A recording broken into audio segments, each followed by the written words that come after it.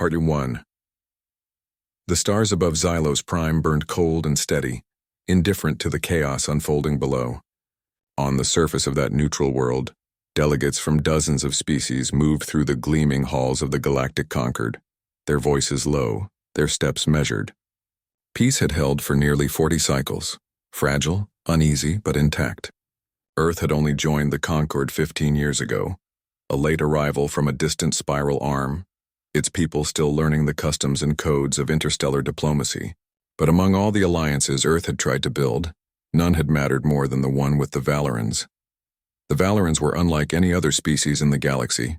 Tall and slender, with skin that shimmered faintly in the light, they spoke in soft tones and built cities that glowed like living things. They had no armies, no warships, no history of conquest. Instead, they offered knowledge, art, and a quiet wisdom that many found unsettling. To Earth, however, they had been generous. When humanity's first deep space vessel, the Odyssey, suffered a reactor failure near the edge of known space, it was a Valoran science vessel that found them, repaired their ship, and guided them home. That act of kindness had grown into a bond few understood, and fewer trusted. Paul Dawson stood on the observation deck of Earth Defense Command's orbital station, watching a live feed from Valus, the Valoran homeworld. He was a man in his late 50s with tired eyes and a voice that rarely rose above a calm murmur. As Admiral of Earth's Outer Rim Fleet, he had spent most of his career managing border disputes and asteroid patrols. War was something he read about in history files, not something he expected to face. But lately the mood in the Concord had shifted. Whispers had turned into accusations. And the target was always the same: the Valorans. It started with rumors. Someone claimed the Valorans were building a weapon, a device that could shut down any ship's systems without firing a single shot. They called it the Harmony Pulse. To the Valorans, it was a tool for peace meant to stop battles before they began. But to the Krellians, a proud and warlike species that dominated the Concord's military council, it was an existential threat. A weapon that cannot be fought is the most dangerous kind, their High Marshal had declared during a closed session. The Zenthari, longtime rivals of Earth and allies of the Krellians, echoed the warning. Soon the entire Concord was talking about Valoran deception.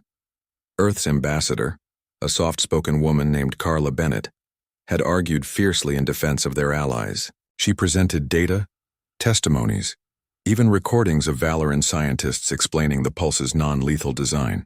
But fear had already taken root. The Concord voted, narrowly but decisively, to place Valus under immediate surveillance. Then came the sanctions. Then the blockade. Dawson had watched it all unfold with growing dread. He knew the Valorans too well to believe they would ever weaponize their science for harm. And he knew the Krellians too well to believe this was only about security. It was about power, about control, about silencing a voice that dared to imagine a galaxy without war. Then 3 days ago, the feed from Valus went dark. At first, Earth Command assumed a technical failure. But when repeated hails went unanswered, and when Valoran outposts across the sector fell silent one by one, a colder truth began to settle in. Dawson ordered every deep-range sensor array to focus on the Valus system. What they found made his blood run cold. Orbital debris, atmospheric burn signatures, thermal blooms consistent with high-yield plasma strikes, the kind used only in total war. Before he could even brief the president, a faint signal crackled through the emergency channel, a burst transmission, heavily encrypted originating from the surface of Valus. It took Earth's best cryptographers 6 hours to decode it.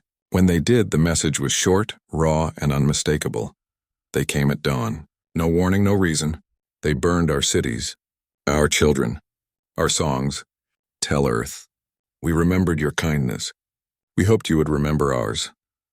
The transmission ended with a single name, Kalen, a young Valoran diplomat who had once spent a year on Earth, studying human music and planting trees in Central Park. Dawson had met him once, at a reception in Geneva. The man, had spoken about stars like they were friends. Now those same stars had watched as his world was erased. Within hours, intercepted Concord communications confirmed the worst. The Krellian fleet, backed by Zenthari destroyers, had launched a full-scale assault on Valus under the cover of a security enforcement action. 82% of the Valoran population was gone. Their great libraries, their coral spires, their floating gardens, all reduced to ash and silence. The official Concord statement called it a necessary measure to preserve galactic stability. Dawson sat alone in his quarters long after the briefing ended. He didn't cry. Men like him rarely did, but his hands shook as he stared at a small data chip on his desk, the last gift Kalen had given him before returning home. It contained a recording of Valoran wind chimes said to carry the voices of ancestors. Down on Earth, news of the massacre spread slowly at first, then like wildfire. People gathered in streets, in parks, in front of government buildings, not with anger at first, but with disbelief. How could this happen? Who allowed it? And why did no one stop it? President Elena Ruiz addressed the world that evening. Her voice was steady, but her eyes were red. "We stood by as our friends were destroyed," she said. "Not because we were weak, but because we believed the galaxy had moved beyond such cruelty. We were wrong." In the days that followed, Earth's leaders met in secret. The fleet beyond Neptune, long mothballed, long forgotten, was powered up. Engineers worked around the clock. Pilots were recalled from leave. And in a quiet room deep beneath the Rocky Mountains, a new operation was given a name: Iron Resolve. But before any ship could launch, before any weapon could be armed, there was one question that haunted every decision. Was Earth ready to become the thing it had always feared? Dawson didn't have an answer. But as he looked out at the stars that night, he knew one thing for certain. The Valorans had shown humanity kindness when they had every reason not to. Now it was time to show the galaxy what Earth did when that kindness was repaid with fire. And somewhere in the void, a single ship drifted, its hull scorched, its crew gone, its final message echoing through the dark, waiting for someone to listen, waiting for someone to act. The decision had been made, and now there was no turning back. Earth's government had authorized the fleet's activation, and across the outer solar system, dormant ships stirred to life. Hidden in the shadowed craters of asteroids beyond Neptune, the vessels had waited for decades, silent, cold, and ready.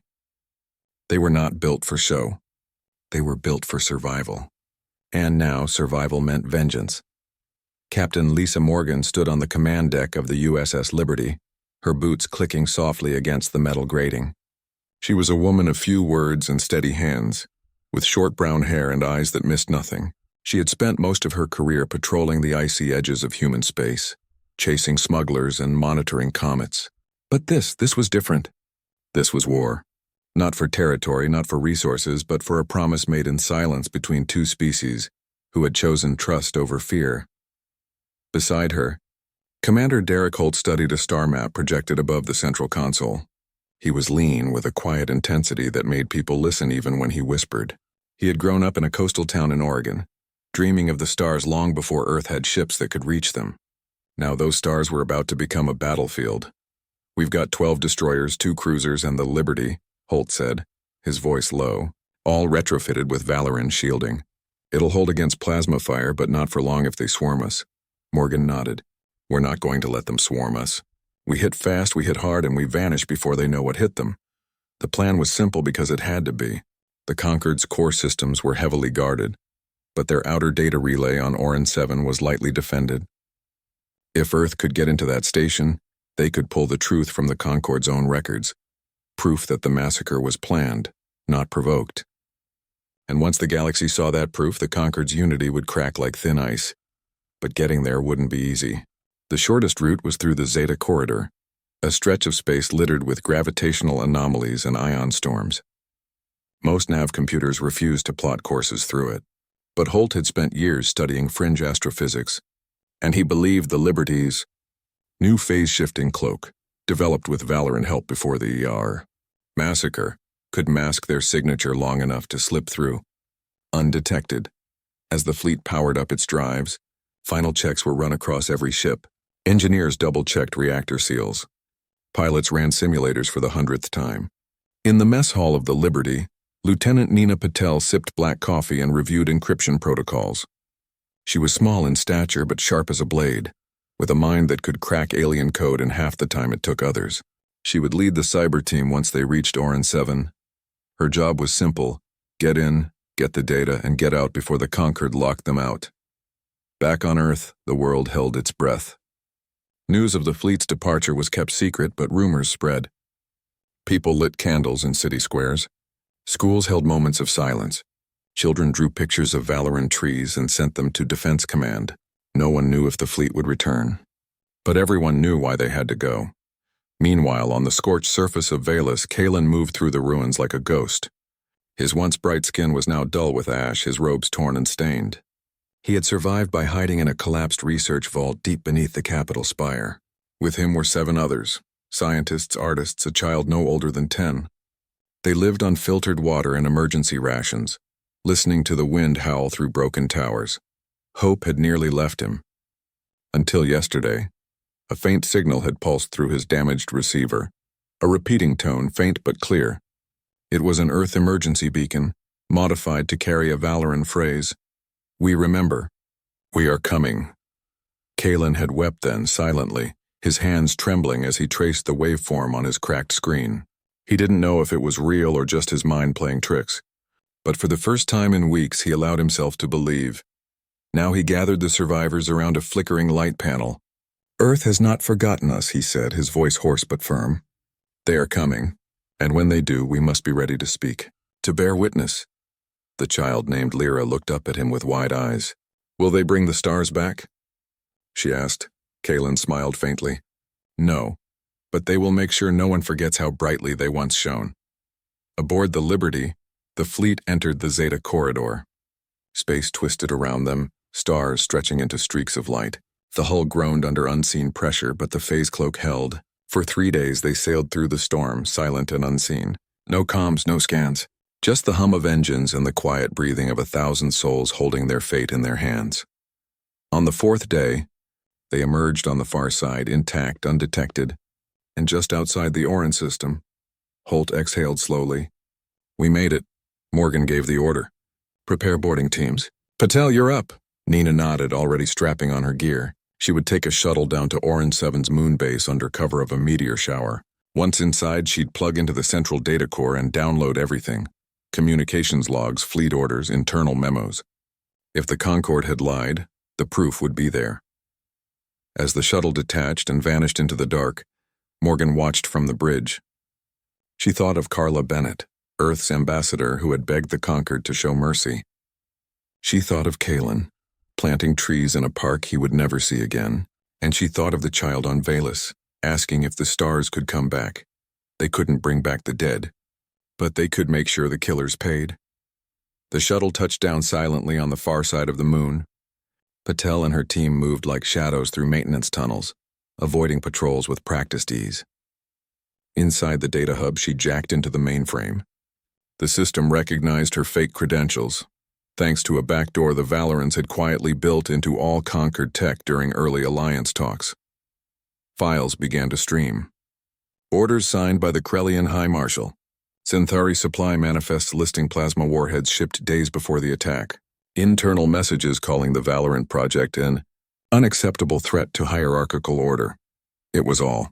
Their cold calculated, cruel Patel copied everything onto a hardened drive and wiped the local logs. Then she signaled the shuttle.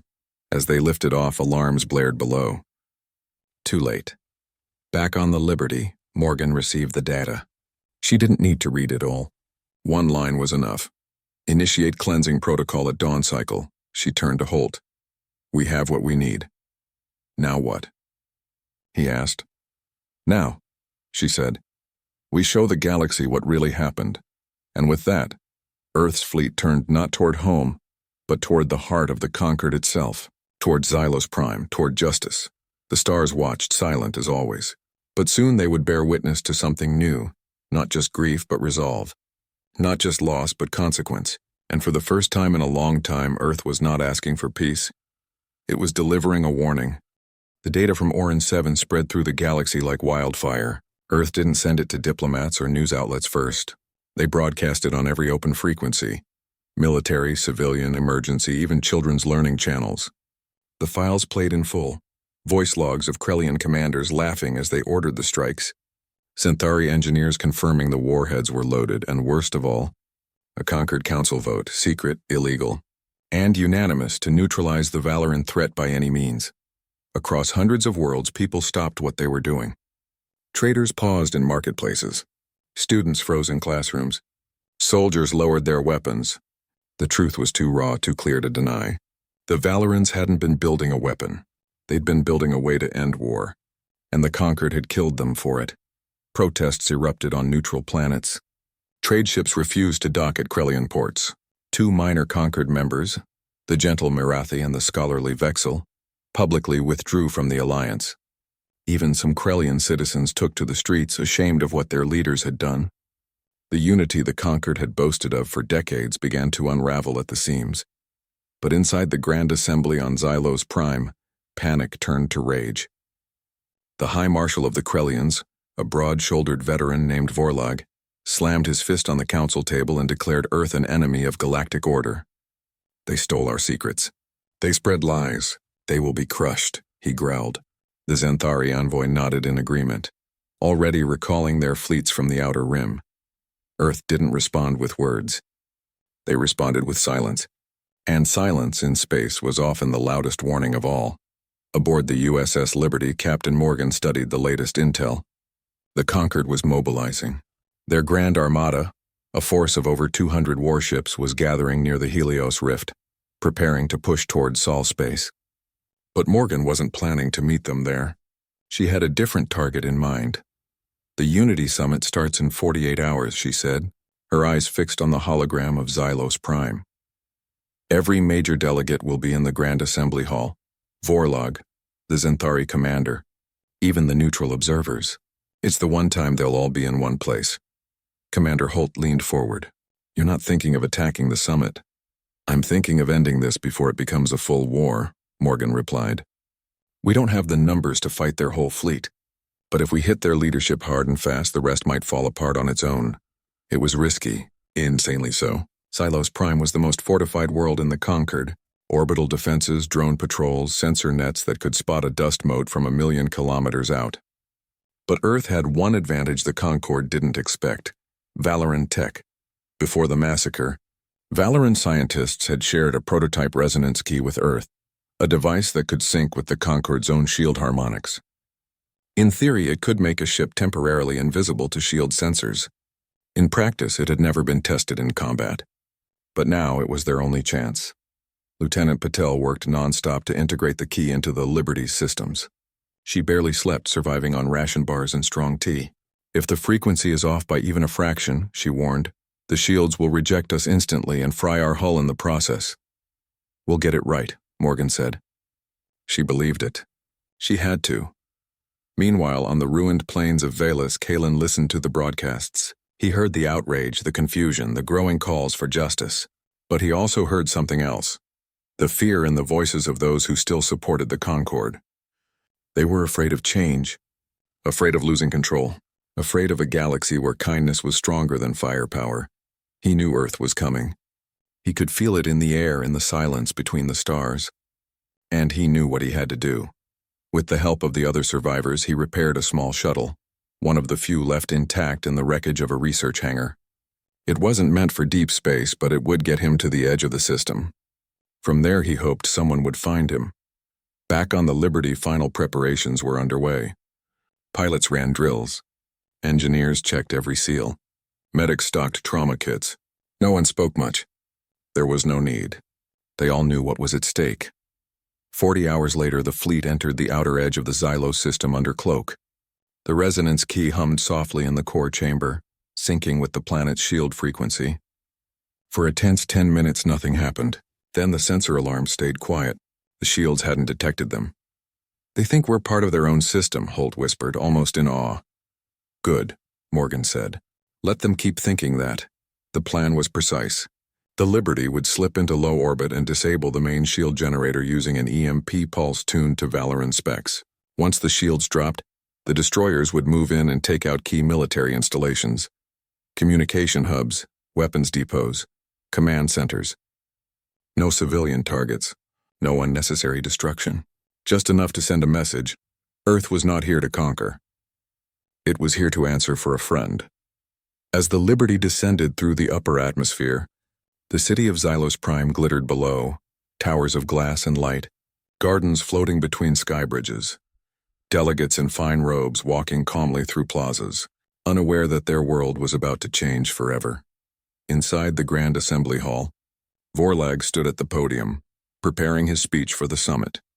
He would declare Earth's actions an act of terrorism. He would call for total war. He would rally the galaxy behind the conquered's might. But before he could speak, the lights flickered. Then the shields went down. Alarms blared. Delegates screamed. Outside, the sky lit up with silent flashes as Earth's destroyers struck their targets with surgical precision. Explosions bloomed like dark flowers over military zones, but the city itself remained untouched. In the chaos, a small shuttle detached from the Liberty, not carrying soldiers, but one lone passenger. Kalen stepped onto the landing pad of the assembly hall, his robes tattered, his eyes burning with quiet fire. Guards tried to stop him, but he raised his hands, empty and open. "I am the last voice of Valus," he said, "and I have come to speak." Inside the hall, Vorlag turned, his face pale with shock. He recognized Kalen instantly, and in that moment he knew the truth could no longer be buried. The galaxy was watching, and Earth had made sure of it. The Grand Assembly Hall fell silent as Kalen stepped inside. His bare feet left faint prints on the polished floor, his robe still stained with the ash of his world. Around him, delegates from dozens of species froze, some in shock, others in shame. At the center of it all stood Vorlag, the Krellian High Marshal. His broad frame rigid, his face dark with fury and something else. Fear. Kalen did not raise his voice. He did not shout or accuse. He simply walked to the center of the chamber and activated the small recorder in his palm. A soft tone filled the room, followed by a voice, his own from weeks ago, recorded just before the sky burned. "They came at dawn. No warning, no reason. They burned our cities, our children, our songs." The recording played on, clear and heartbreaking. Then it cut to another sound, the voice of Vorlag himself, pulled from the files Earth had stolen. "Initiate cleansing protocol. Make sure nothing remains." Gasps rippled through the hall. A Marathi delegate turned away, tears glistening on her silver cheeks. The Xanthari envoy tried to stand, but two neutral guards blocked his path. The truth was out, and there was no hiding from it. Kalen looked directly at Vorlag. "You called us a threat because we refused to build weapons. Because we believed peace was possible. You killed us not for what we did, but for what we refused to become." Vorlag's hand twitched toward his sidearm, but before he could move, the main view screen flickered to life. It showed the USS Liberty in orbit, its weapons powered down, its comms open.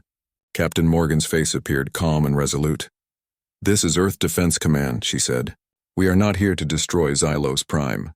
We are here to ensure the truth is heard. The galaxy deserves to know what was done in its name." Then she did something no one expected. She opened a public broadcast channel, live, unfiltered, and beamed to every inhabited world in known space.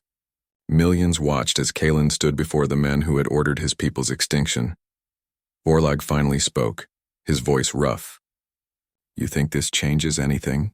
You are one survivor. Your world is gone. Your voice means nothing." Kalen smiled sadly. "A voice only means nothing if no one listens. And today the whole galaxy is listening." Outside, Earth's fleet held position. They had struck only military targets as planned. No homes had been touched. No civilians harmed. Their message was clear: this was not an invasion. It was an intervention. Down in the city, people gathered in the streets watching the broadcast on public screens. Some wept, some shouted. Others stood in stunned silence. For the first time, many saw the Concord not as a guardian of peace, but as a council of conquerors hiding behind rules they themselves broke. Back in the hall, Vorlag tried to regain control. "This is a trick. Earth has manipulated the data. They seek to divide us," but his words rang hollow. Even his own Krellian aides avoided his gaze. The Xanthari commander quietly signaled his fleet to stand down. The tide had turned. Then Kalen did something unexpected. He walked toward Vorlag, slowly, without fear. The guards tensed but did not stop him. When he stood just an arm's length away, he reached into his robe and pulled out a small object. A smooth stone, glowing faintly with inner light. It was a memory stone, one of the last from Valus. "This holds the voices of my people," Kalen said. "Their laughter, their songs, their hopes. You tried to erase them, but memory cannot be burned. He placed the stone on the floor between them. Take it, listen to it. And ask yourself, was it worth it? Vorlag stared at the stone, his jaw clenched. For a long moment, no one moved. Then, with a sudden roar, he kicked the stone away. I will not be judged by a dead race. But as the stone rolled across the floor, it activated. Soft music filled the hall. Valoran lullabies sung in harmonies no human throat could replicate. It was peaceful. It was beautiful. And it was utterly devastating. A Myrathi elder began to sob. A young human observer from Earth's delegation bowed his head. Even Vorlag's shoulders slumped just slightly, as if the weight of what he had done had finally found him. At that moment, alarms blared again, but this time from outside.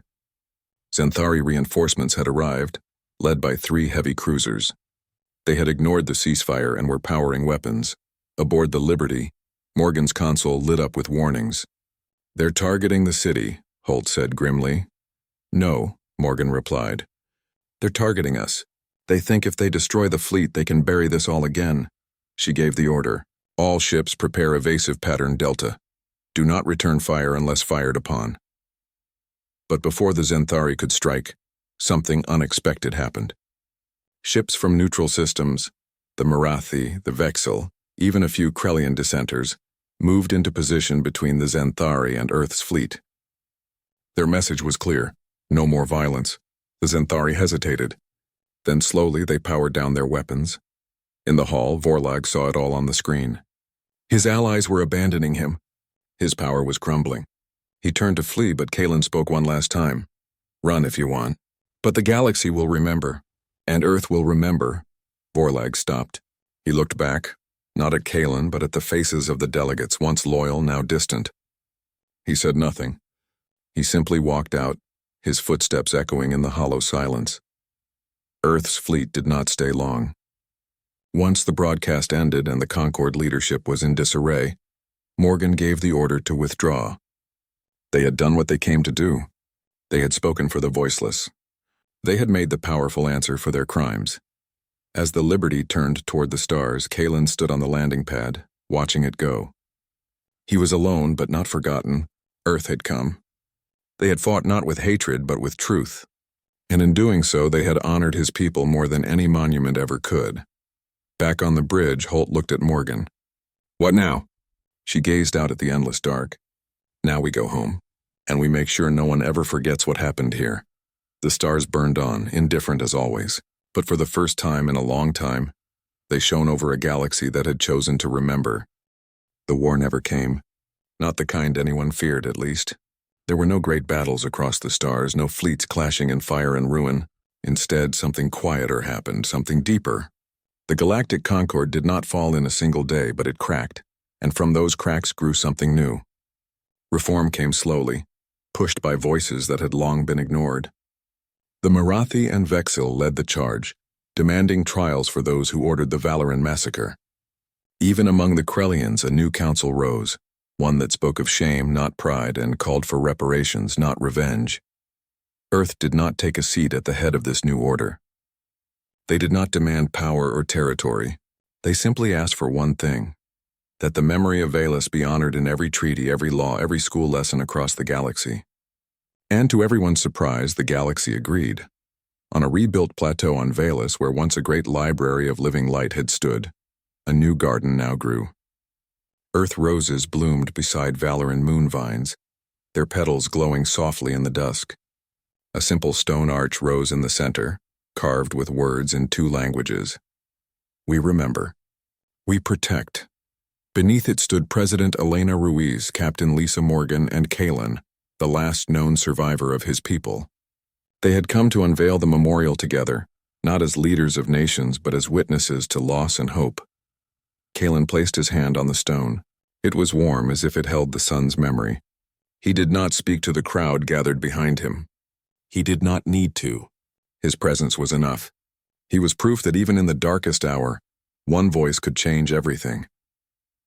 Back on Earth, life returned to a kind of normal, but it was a normal forever changed.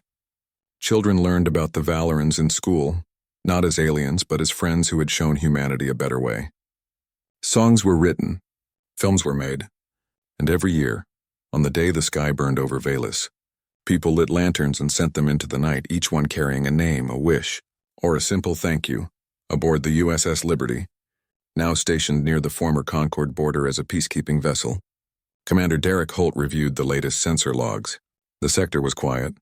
Trade ships moved freely. Patrols from 5 different species coordinated without suspicion. It wasn't perfect, but it was better. Captain Morgan joined him on the bridge holding 2 mugs of coffee. She handed one to him and looked out at the stars. "You ever think we got lucky?" she asked. Holt took a sip. "Not luck, choice. We chose to act when others stayed silent." "That's not luck. That's who we are." She smiled faintly. "I hope we never forget that." They stood in silence for a while, watching the endless dark. No alarms, no threats, just the quiet hum of a ship that had once carried vengeance, and now carried watch. Far below, on a small moon near the Helios Rift, Lieutenant Nina Patel worked with Valoran survivors and engineers from a dozen worlds to build a new data archive, one that could never be erased. It would hold not just the truth of what happened, but the dreams of what could be. She had grown close to Lyra, the young Valoran girl who had once asked if the stars could come back. Now Lyra helped design the archive's interface, her small hands moving with purpose over glowing panels. "You think they'll listen this time?" Lyra had asked her one evening. Patel had looked at the stars and said, "Not all of them. But enough," and that was enough. In the months that followed, Earth's fleet remained active, not as an army, but as guardians. They escorted refugee ships. They mediated disputes. They stood watch over worlds that had once known only fear. Other species began to do the same. The Xanthari, shamed by their role in the massacre, donated ships to the new peace fleet. Even some Krellians joined, seeking redemption in service. Kalen traveled often, speaking not of war but of memory. He visited schools on Earth, where children asked him about Valoran music and how trees grew on his world. He told them stories of his people, not as victims but as teachers. And in every story he wove a simple lesson. Kindness is not weakness. Peace is not surrender. And remembering is the first step toward healing.